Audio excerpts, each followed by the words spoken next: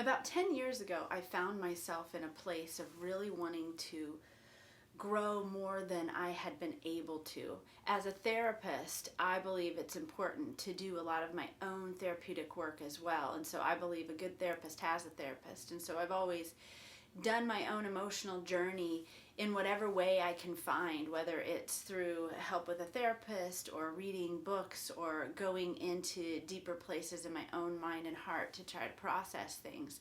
I got to a bit of a stalemate about 8 years ago, and I was really frustrated with the growth process and needed more than I had, and was looking for something to really shift some things for myself, especially in terms of belonging and connecting in groups and just wanting to feel comfortable in a sense of deep connection that I found was would come at times and not be there at others. And so that led me on this journey of understanding group dynamics and understanding what makes a group run the way it does. So about 8 to 10 years ago, like I said, I was researching this topic and learning so much in terms of neuroscience and how the brain works and how belonging works and how connections are created, and was able to form a small group. I had a couple other therapists in my group at that time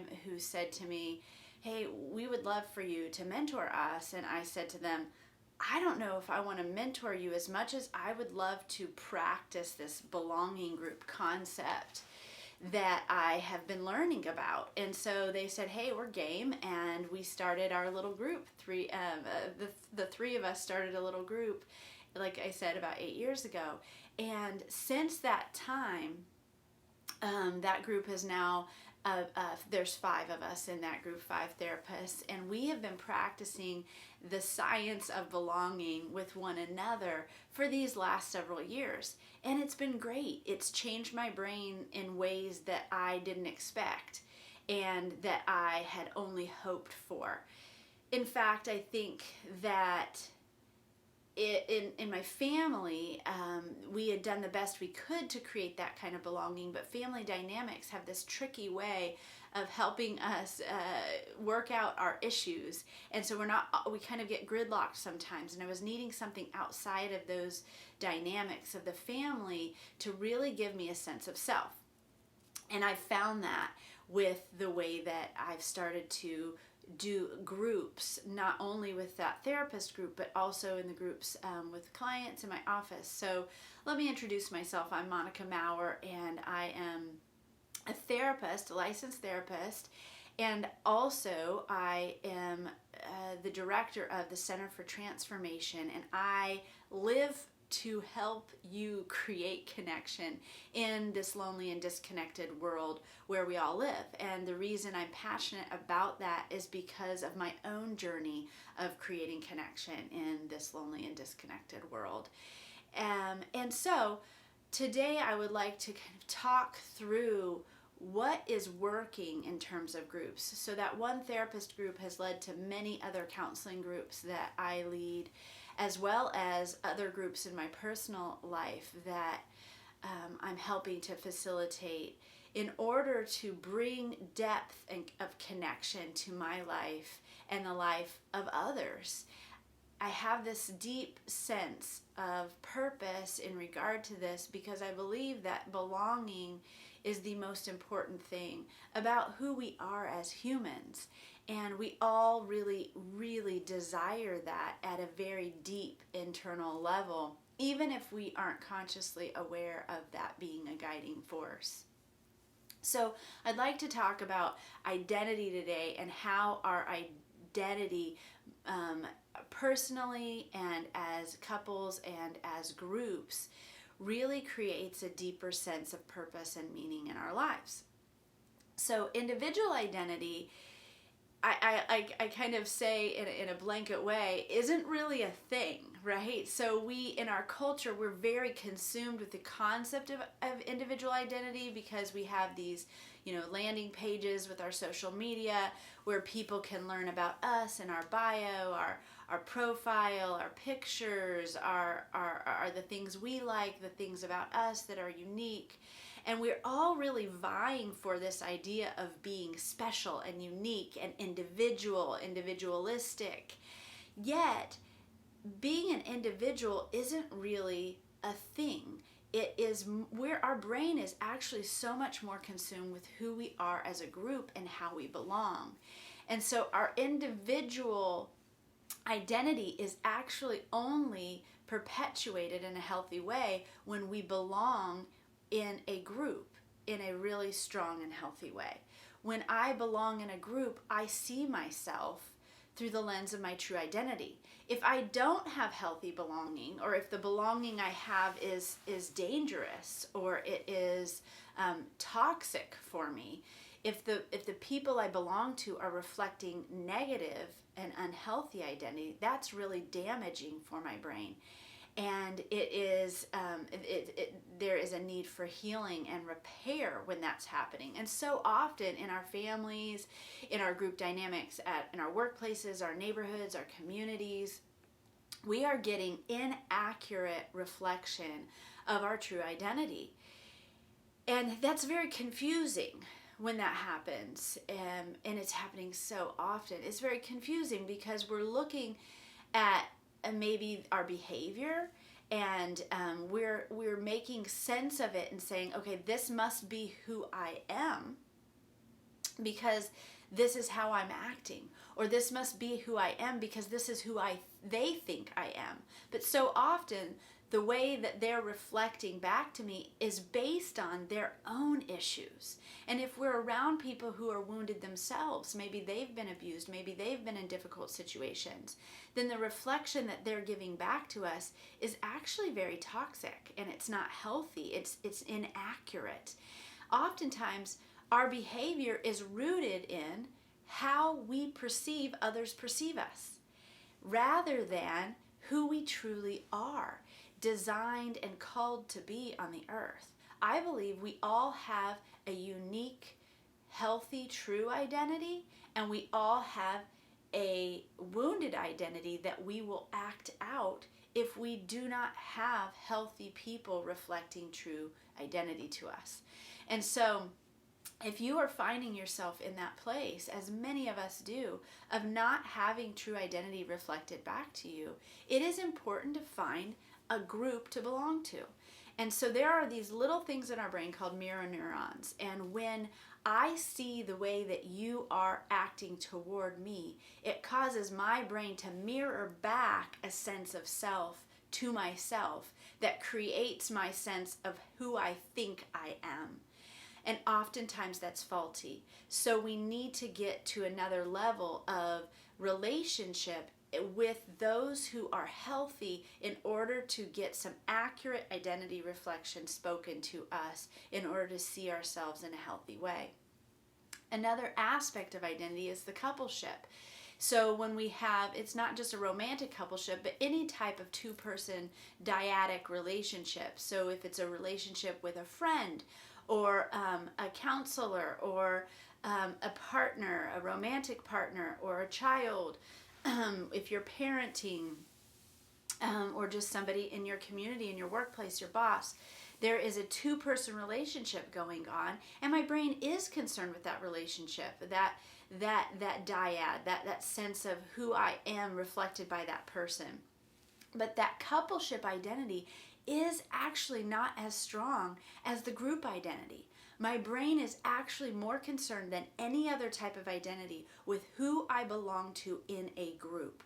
I want to belong in a tribe, in a community. And a community or a tribe is made up of 3 or more people. When I have 3 or more people in my belonging group, there is a sense of my brain being able to grow and flourish if that identity group is healthy. If that identity group is not healthy, it can be very toxic. In fact, the most dominant brain in that group is going to be the one that is going to set the stage for how that group does connection. And sometimes the dominance in that group is a healthy, gentle, a protector person who is able to reflect accurate identity and see us through the lens of our truest self and the person that we want to be, not just the person how we're acting all the time. But other times, the most dominant brain in the group is a predatory or a bully type brain. And if that's the case, it's really based on that person's insecurities and fears and their own unprocessed issues that cause them to be like that. And that is such a dangerous place for a group to be when the most dominant brain is a bully brain, because that brain is going to take that group down a toxic place where, and we'll talk more about those types of group dynamics in another episode, so stay tuned. But today is just about how that group or tribal community identity is so important. There is a saying that says, it's great to have two people because one can help another up, but a cord of three cannot be broken. There's a very strong connection when you have three or more in a group, because my brain is always asking, what is it like to be us? Who are my people, and what is it like to be us? Our brain, starting at about 12 years old, is willing to actually die for us. When we have a really strong, solid us, we're willing to do whatever it takes to defend our people. And we filter every thought that we have and every sense of purpose through the lens of, what can I do for my people to protect and persevere and create stronger connection with my people? If your brain is not thinking like that, then you likely don't have a strong belonging group. So it's really a valuable thing to start to form this sense of community, tribal identity, this sense of strong bond with others who can see you through the lens of your truest self. But the most important thing to start with is finding a gentle protector brain, whether that's your brain or somebody else that can lead your little belonging group, who can see people through the lens of their truest self, even if they're not acting like it. People who can say, hey, I know that you acted like this, but I can see through that. I can see that you are really doing that because of this, because you love so deeply that when you get wounded, you isolate, or you are such a fierce protector that when something happens that causes you to feel like you didn't protect, you go into a rage. That's why you're upset.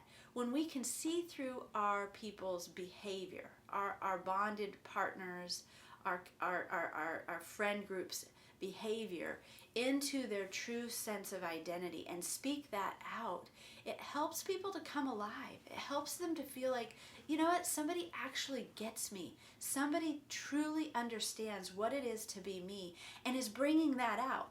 I remember when I first got married, I've been married now, I think it will be 24 years this summer. We were married on July 11th, 1998, and when we first got married, I just remember thinking, he brings out the best in me.